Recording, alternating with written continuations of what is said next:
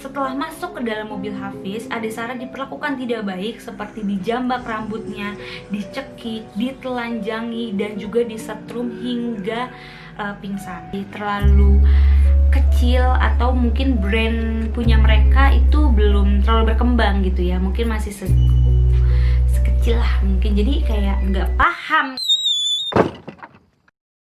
Balik lagi di Putri Story. Putri Story kali ini masih menceritakan kasus pembunuhan yang terjadi di Indonesia.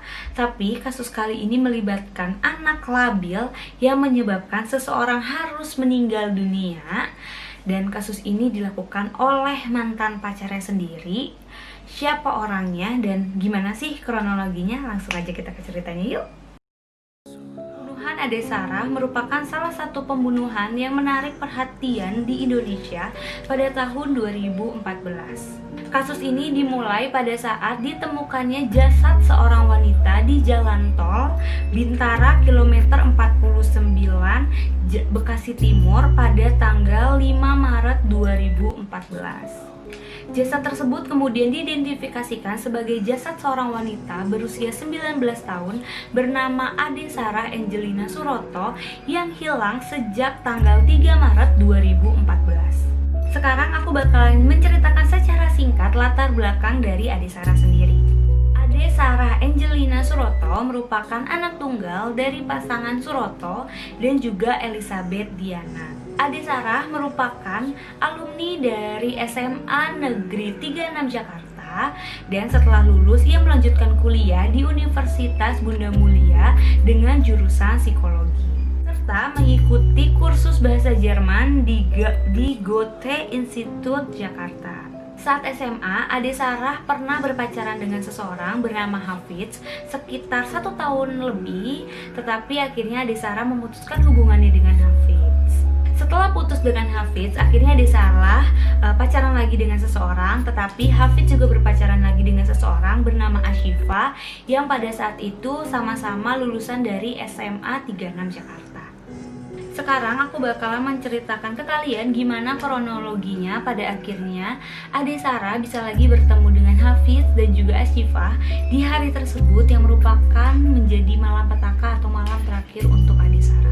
Pada tanggal 3 Maret 2014, Ade Sarah meminta izin kepada orang tuanya untuk menginap di salah satu rumah temannya.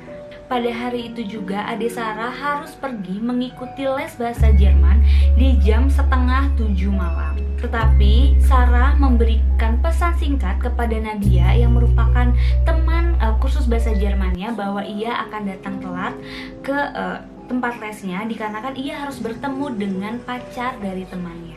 Dan ia mengatakan juga bahwa pacar dari temannya ingin menanyakan tempat les bahasa Jerman di tempat Ade Sarah melakukan kursus les bahasa Jerman juga. Tidak lama memberikan pesan singkat kepada Nadia, Ade Sarah pun akhirnya mengirimkan lagi pesan singkat kepada Nadia yang mengatakan bahwa ia tidak suka dengan situasi seperti ini gitu.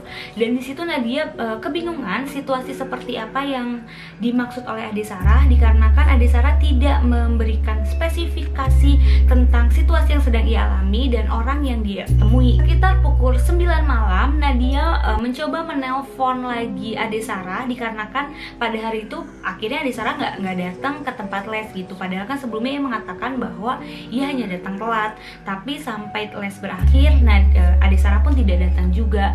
Padahal Nadia sempat mengatakan bahwa Ade Sarah itu tidak pernah membolos di tempat les, bahkan tidak pernah datang telat gitu. Jadi dia agak aneh.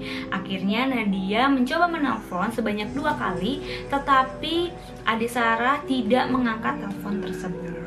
Akhirnya diketahui bahwa Ade Sarah bertemu dengan Hafiz dan juga Ashifa di stasiun Gondangdia. Dan pada saat itu Ashifa menghampiri Ade Sarah untuk mengajaknya ke mobil Kia Visto yang dimana merupakan mobil tersebut milik dari Hafiz. Kalau kalian lupa, aku mau ngingetin lagi bahwa Hafiz itu adalah mantan pacar dari Ade Sarah waktu SMA dan Ashifa itu merupakan pacar baru dari Hafiz.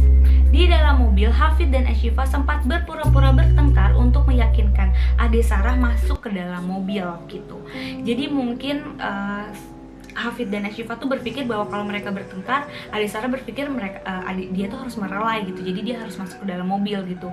Dan yang aku pikirin nih, kalau kita flashback lagi, mungkin pada saat itu Ade Ashifa mengirimkan pesan kepada Nadia bahwa ia tidak menyukai momen itu gitu, kayak awkward aja kan, kayak orang pacaran terus berantem, terus di posisi Ade Sarah tuh mantannya, kayaknya tuh kayak gak enak. Setelah masuk ke dalam mobil Hafiz, Ade Sarah diperlakukan tidak baik, seperti dijambak rambutnya, dicekik, ditelanjangi, dan juga disetrum hingga pingsan. Tapi yang paling fatal dalam hal ini adalah ketika Ade Sarah sudah mulai pingsan karena disetrum, Ashifa mulai memasukkan kertas koran ke dalam mulutnya si Ade Sarah, yang dimana menyebabkan Ade Sarah jadi kesulitan bernafas hingga Ade Sarah tewas di tempat. Selama penyiksaan hingga proses pembuangan jasad, mereka berdua terus berputar-putar di daerah Gondangdia, Menteng, terus Cempaka Putih, Cawang hingga Taman Mini, serta balik lagi ke Rawamangun. Mobil dari Hafid sempat mogok beberapa kali sekitar pukul 12:30 malam di tanggal 4 Maret 2014. Posisinya itu di depan apartemen ITC Kemayoran. Mobilnya Hafid itu mogok gitu kan, dan posisinya itu dia lagi bawa jasadnya si Ade Sarah kan, dan dia mencari cara bagaimana mobil itu bisa nyala lagi. Akhirnya ia meminta bantuan kepada driver dari taksi untuk mengisi ulang aki dari mobilnya gitu. Nah, akhirnya mobil tersebut bisa jalan kembali, tetapi beberapa saat, sekitar 200 meter, mobil tersebut mogok lagi. Akhirnya mobil Hafid itu sempat mogok, nyala lagi, mogok, nyala lagi. Akhirnya di sore hari, di tanggal 4 Maret 2014, sekitar pukul 17.30, akhirnya ia menemukan bengkel di daerah Salemba, dan akhirnya ia memperbaiki mobil dulu tuh di daerah Salemba. Dan posisinya nih, jasad dari Ade Sarah sendiri masih di dalam mobilnya si Hafiz, dan hanya ditutupi oleh pasmina. Tapi yang aku bingung gitu ya, kenapa orang-orang kayak driver dari taksinya gitu, terus orang-orang bengkelnya tuh nggak ngeh gitu bahwa di situ ada jasad, padahal kan kayak cuma ditutupin sama pasmina, itu kan pasti kelihatan ya. Atau mungkin karena posisi kerusakan dari mobilnya itu di aki gitu, karena kan di bagian depan, jadi orang bengkelnya pun sama si taksinya nggak ngelihat gitu. Cuman kan kayak kok nggak ngeh gitu, karena yang aku lihat dari reka adegannya tuh mobil tersebut tuh kayaknya kacanya nggak terlalu gelap deh. Harusnya orang tuh lebih aware aja gitu, di situ kayak ada keanehan-keanehan yang kok ada orang tidur tapi kok nggak gerak-gerak. Setelah selesai memperbaiki mobilnya, akhirnya Hafid dan Ashifa masih terus berputar-putar mencari lokasi yang tepat untuk membuang jasad dari Ade Sarah. Dan akhirnya pada pukul 4 dini hari, Hafid dan Ashifa membuang jasad dari Ade Sarah di ruas Jor Tol Bintara, kilometer 49 Bekasi Timur. Dan jasad Ade Sarah ditemukan pada pukul 5 paginya oleh petugas derek jalan tol, yaitu Didin Harmansyah. Setelah ditemukan jasad dari Ade Sarah dan diidentifikasi kalau betul itu merupakan Ade Sarah Angelina Suroto, akhirnya Ade Sarah dimakamkan pada tanggal 7 Maret 2014. Selama pemberitaan meninggalnya Ade Sarah, Hafid dan Ashifa pura-pura terkejut dan memposting beberapa tweet di Twitter dengan bela sungkawa atas meninggalnya Ade Sarah. Dan ada beberapa temannya Hafiz yang coba ngechat lewat line ke Hafiz, kayak ngasih informasi bahwa yang meninggal itu merupakan Ade Sarah, yang dimana adalah mantan pacar dari Hafiz gitu ya, dia gitu. Dan di chat tersebut ia kayak kesedihan, kayak kaget, kayak terkejut gitu, padahal kan dia tahu gitu siapa yang ngebunuh kan. Tapi jangan sedih Fulgoso, karena polisi sudah memegang banyak bukti atas keterkaitan Hafiz dan Ashifa di pembunuhannya Ade Sarah. Akhirnya Hafiz diamankan oleh polisi saat sedang melayat Ade Sarah di Rumah Sakit Cipto Mangunkusumo.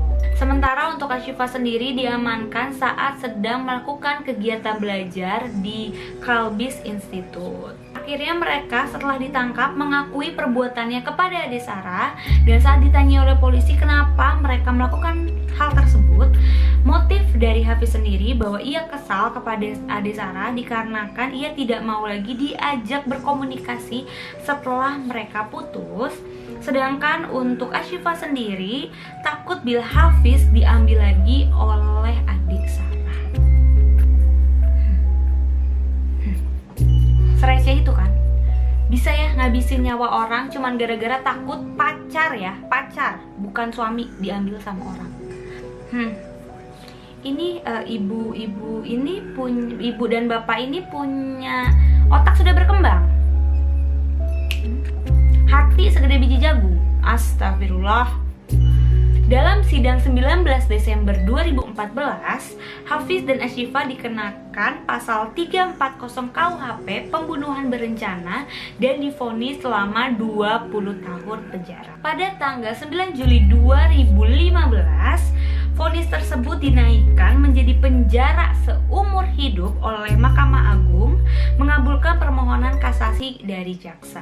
Vonis ini membuat kedua pelaku menjadi salah satu tersangka termuda yang mendapatkan hukuman seumur hidup gitu. Jadi akhirnya mereka divonis seumur hidup gitu.